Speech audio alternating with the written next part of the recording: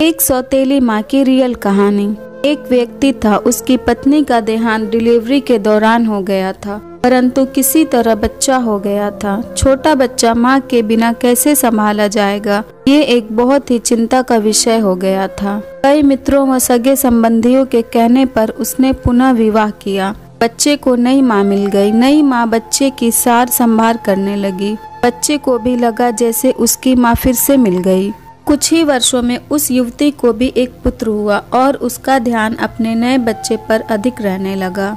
धीरे धीरे उसकी दृष्टि में दोष आने लगा और वह पक्षपात से ग्रसित हो गई। अब उसे लगने लगा कि इस घर का वारिस तो बड़ा लड़का है और संपत्ति पर अधिक हक इसी लड़के का है। उसे अपने पुत्र के भविष्य की बहुत चिंता करने लगी। उसने अपने पति को समझा बुझा के राजी किया और बड़े लड़के की पढ़ाई लिखाई सब छुड़वा दी और घर के नौकर को भी हटा दिया तथा सब काम उसी लड़के से कराने लगी।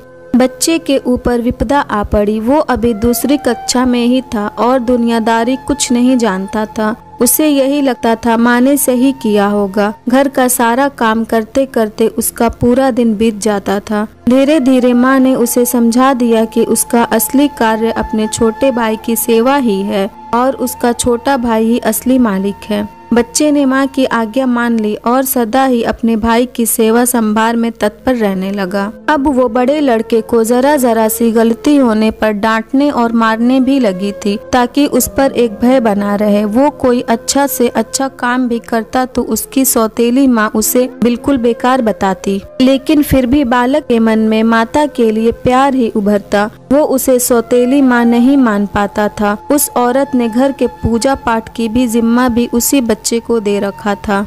अतः उस बालक की बुद्धि धीरे धीरे आध्यात्मिक होने लगी। जैसे जैसे वो बड़ा होने लगा उसे सच्चाई समझ में आने लगी, लेकिन वो अपना सब दुख भगवान से ही कहकर संतोष कर लेता था और उसका सारा दुख समाप्त हो जाता था। पिता से वो बहुत प्रीति करता था और जानता था कि पिता उसकी स्थिति से बहुत दुखित रहते हैं, लेकिन वो उनसे हमेशा माँ की बड़ाई ही करता था। पिता का होना ही उसके लिए बहुत था, परंतु उसके पिता भी एक बीमारी में चल बसे और वो बिल्कुल अकेला हो गया। बस भगवान ही उसके रह गए थे। समय बीतने लगा और दोनों बच्चे बड़े हो गए। अब घर का सारा अधिकार सौतेली माँ के हाथ में था। योजना के अनुसार बड़े बच्चे की शादी उस औरत ने बहुत ही गरीब घर में वह अनपढ़ औरत से करी तथा अपने पुत्र की बहुत ही बड़े घर में वह पढ़ी लिखी युवती से करी। उसने बड़े लड़के को नौकरों वालों घर में एक घर दे दिया और उसकी पत्नी को भी बता दिया कि उसका असली कार्य मालकिन यानी छोटी बहू की सेवा करना ही है। छोटे लड़के के लिए उसने बहुत बड़ा भवन बनवाया था और स्वयं उसी में उन्हीं के साथ निवास करने लगी। बड़ा लड़का खुशी से अपना जीवन व्यतीत करने लगा और पत्नी के साथ माँ व छोटे भाई के परिवार की सेवा करने लगा। छोटे लड़के की स्त्री को उसकी माँ बहुत अखरती थी। उसे लगता था कि मालकिन उसे होना चाहिए। अब सास बीमार भी रहती थी और साथ में रहने के कारण रात बिरात सेवा उस छोटी बहू को ही करनी पड़ती थी, जो उसे बिल्कुल नापसंद था। एक दिन पता चला कि सास को छूत की बीमारी हो गई है। ये जानकर तो छोटी बहू और दूर दूर रहने लगी।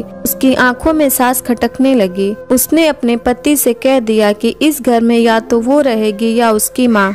छोटे लड़के पर अपनी पत्नी का जादू चढ़ा हुआ था। उसने अपनी माँ को घर से बाहर निकाल दिया और उसे वहीं नौकरों के घर में रहने को कह दिया। अब माँ भी वृद्ध हो गई थी और अचानक हुए इस घटनाक्रम से एकदम बदहवास हो गई। उसे अपने जीवन भर की पूंजी व्यर्थ जाती दिखी। वो तो अपने इस बेटे के ऊपर पूरी तरह निर्भर थी। उसने सपने में भी ऐसा नहीं सोचा था। उसे लगने लगा कि अब उसकी सेवा कौन करेगा। उसने आत्महत्या करने का निर्णय ले लिया और गंगा में डूबने चल दी। बड़ा लड़का कहीं बाहर गया था और उसे कुछ पता नहीं था। वो एक घाट से गुजर रहा था। शोर सुना तो देखा कोई नदी में डूब रहा है। उसने भी छलांग लगा दी और जब बचा के लाया तो देखा कि ये तो उसकी ही सौतेली माँ है। जब सारी बात पता चली उसे तो वो बहुत दुखित हुआ और अपने पत्नी व माँ के साथ घर त्याग दिया। वह दूसरे गांव में रहने लगा। उसने अपने पत्नी के साथ माँ की बहुत सेवा करी और वो ठीक हो गई। वो लोग अच्छे से जीवन बसर करने लगे। एक दिन उसकी माँ से बड़ी बहू ने पूछा, माँ मुझे कुछ शिक्षा दे, तो सास की आंखों में आंसू भर आए।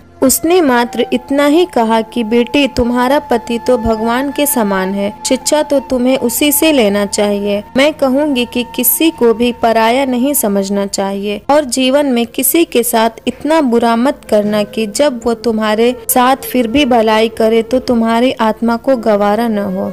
अगर ये स्टोरी आपको अच्छी लगी हो तो हमारे वीडियो को लाइक करें और नए हैं तो हमारे चैनल को भी सब्सक्राइब करें।